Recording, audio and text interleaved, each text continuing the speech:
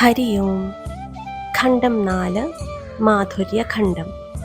അധ്യായം 8 ഏകാദശി മാഹാത്മ്യം. ബഹുലാശ്വനും നാരദനും തമ്മിലുള്ള സംഭാഷണം തുടരുന്നു. ശ്രീനാരദൻ പറഞ്ഞു: ബഹുലാശ്വ, ഇനി ഞാൻ യജ്ഞസീതമാരുടെ പവിത്രമായ ചരിത്രം വിവരിക്കാം. വളരെ തെക്കുഭാഗത്തായി ഉശീനരം എന്നൊരു ദേശം ഉണ്ടായിരുന്നു. അവിടെ തുടർച്ചയായി 9 വർഷക്കാലം മഴ ലഭിക്കാതിരുന്നതിനാൽ അവിടുത്തെ ജനങ്ങൾ കൊടും വരൾച്ച നേരിടേണ്ടി വന്നു. അന്നേ സമയം ധനവാന്മാരായ ഗോപന്മാർ പശുക്കളെയും കുടുംബാംഗങ്ങളെയും കൂട്ടി സ്വന്തം ദേശം ഉപേക്ഷിച്ച് വ്രജമണ്ഡലത്തിൽ എത്തിച്ചേർന്നു.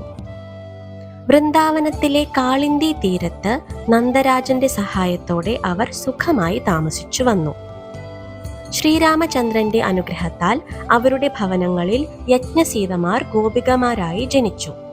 അവർ ക്രമേണ വളർന്ന് മനോഹരമായ യൗവനം പ്രാപിച്ചു. സുന്ദരനായ ശ്രീകൃഷ്ണനെ ദർശിച്ച ആ ഗോപികമാരുടെ ഹൃദയം ഭക്തിയാലും പ്രേമത്താലും നിറഞ്ഞു.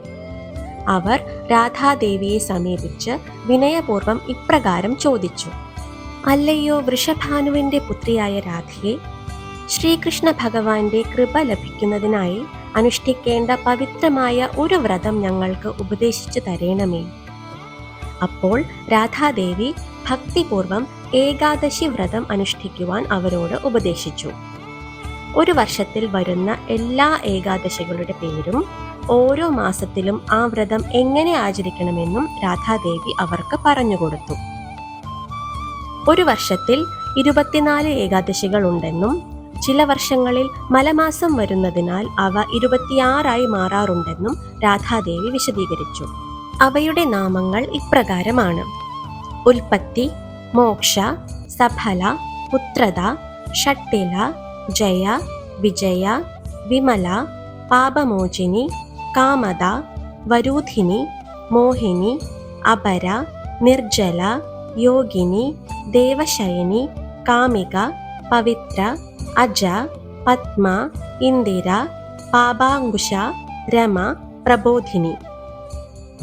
ഇവയാണ് ഒരു വർഷത്തിൽ വരുന്ന 24 ഏകാദശികൾ. അതോടൊപ്പം മലമാസത്തിൽ സർവ ഏകാദശിയും സമ്പൽപ്രദ ഏകാദശിയും എന്ന് 2 പ്രത്യേക ഏകാദശികളും വരുന്നുണ്ട്. അതിനുശേഷം ഏകാദശി വ്രതം എങ്ങനെ ഭക്തിപൂർവം അനുഷ്ഠിക്കണമെന്നും രാധാദേവി അവർക്ക് വിശദമായി ഉപദേശിച്ചു. ദശമി നാളിൽ ഒരിക്കൽ മാത്രം ഭക്ഷണം കഴിക്കണം. അന്നേ ദിവസം നിലത്ത് കിടന്നുറങ്ങുകയും വേണം. ഒരു പ്രാവശ്യം മാത്രമേ ജലപാനം നടത്താവൂ. ഏകാദശി നാളിൽ ബ്രഹ്മമുഹൂർത്തത്തിൽ എഴുന്നേറ്റ് ശ്രീകൃഷ്ണനെ സ്മരിച്ച ശേഷം സ്നാനം ചെയ്യണം. സ്നാനത്തിനായി കിണറ്റിലെ വെള്ളം അധമവും കുളത്തിലെ വെള്ളം മധ്യമവും തടാകത്തിലെ ജലം ഉത്തമവും നദിയിലെ ജലം അത്യുത്തമവുമാകുന്നു. ക്രോധവും ലോഭവും ഉപേക്ഷിക്കുകയും ദുർജന സംസർഗം ഒഴിവാക്കുകയും വേണം. വീട്ടിൽ ദീപം തെളിയിച്ച് ഭക്തിപൂർവം നിവേദ്യങ്ങൾ അർപ്പിച്ച് പ്രാർത്ഥിക്കുകയും വേണം. ബ്രാഹ്മണരിൽ നിന്ന് പവിത്രമായ ഭഗവത് കഥകൾ ശ്രവിക്കുകയും ഭക്തിപൂർവം അവർക്ക് ദക്ഷിണ നൽകുകയും വേണം. രാത്രിയിൽ ഉറക്കമൊഴിച്ച് ശ്രീകൃഷ്ണ ഭഗവാന്റെ സ്തുതികൾ ആലപിക്കുകയും ചെയ്യണം. വിഷ്ണുധർമ്മമനുസരിച്ച് ദശമി നാളിൽ വർജിക്കേണ്ട 10 കാര്യങ്ങൾ ഇവയാണ്: ഓട്ടുപാത്രത്തിലുണ്ടാക്കുന്ന ഭക്ഷണം, മാംസാഹാരം, പയറുവർഗ്ഗങ്ങൾ, വരക്, കടല, മദ്യം, ഇലക്കറികൾ, മറ്റുള്ളവർ നൽകുന്ന ഭക്ഷണം, 2 നേരം ഭക്ഷണം കഴിക്കൽ, സ്ത്രീ സംഘം.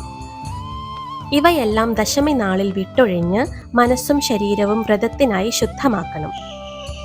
അതുപോലെ ഏകാദശി നാളിൽ ഒഴിവാക്കേണ്ട 11 കാര്യങ്ങളും ഉണ്ട്: ചൂതുകളി, ഉറക്കം, താമ്പൂലം ചവയ്ക്കൽ, പല്ലു തേക്കൽ, പരദൂഷണം, അസത്യം പറയുക, കോപം, ഹിംസ, മോഷണം, പിടിച്ചുപറി, രതി.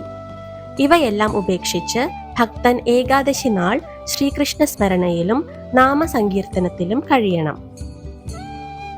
ഓട്ടുപാത്രത്തിൽ ഉണ്ടാക്കുന്ന ഭക്ഷണം, മാംസാഹാരം, മദ്യം, പിട്ട്, ബാർലി, ക്ഷൗരം, എണ്ണ തേക്കൽ, വ്യായാമം, ക്രോധം, കാമം, രതി, ദൂരയാത്ര, അന്യഭക്ഷണം എന്നിവയാണ് ദ്വാദശി നാളിൽ വർജിക്കേണ്ടത്.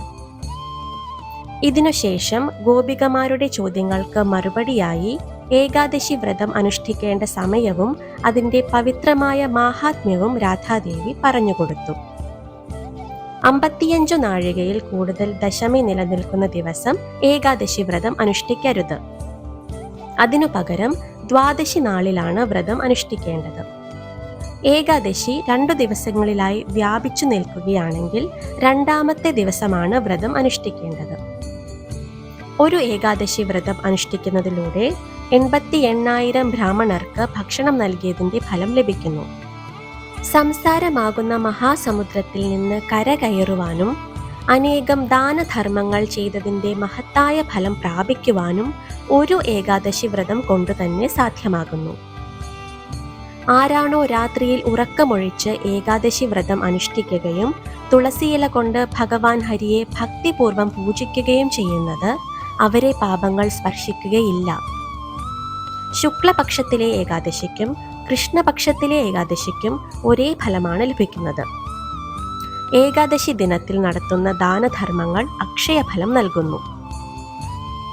നാഗങ്ങളിൽ അനന്തനും, പക്ഷികളിൽ ഗരുഡനും, ദേവന്മാരിൽ വിഷ്ണുവും, വർണ്ണങ്ങളിൽ ബ്രാഹ്മണനും, വൃക്ഷങ്ങളിൽ അരയാലും, പത്രങ്ങളിൽ തുളസിയും ശ്രേഷ്ഠമായിരിക്കുന്നത് പോലെ വ്രതങ്ങളിൽ ഏറ്റവും ശ്രേഷ്ഠമായത് ഏകാദശി വ്രതമാണ്.